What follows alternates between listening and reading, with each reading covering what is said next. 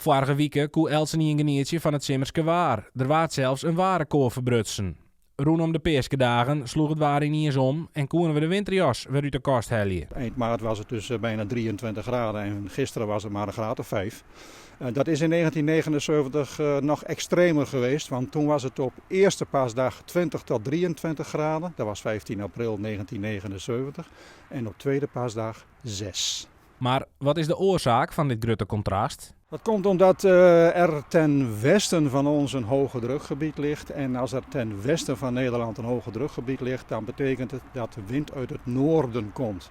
En dat hoge drukgebied, dat blijft er eigenlijk een hele tijd liggen. Dus die noordelijke wind die blijft ook heel lang staan.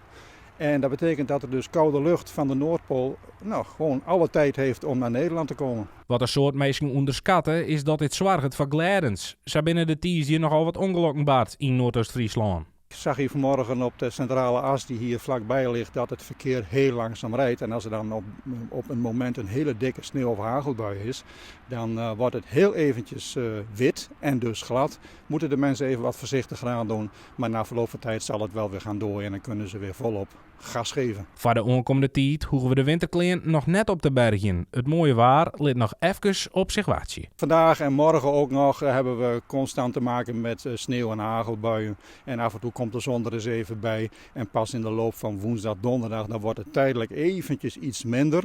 Het wordt ook ietsjes warmer, een graad of 7, 8, misschien 9. Maar dan zie ik toch in het weekend wel weer de wind opnieuw naar het noorden tot noordoosten gaan. En dan zal de temperatuur weer ietsjes gaan dalen. Dus een echte superstijging zit er nog niet in.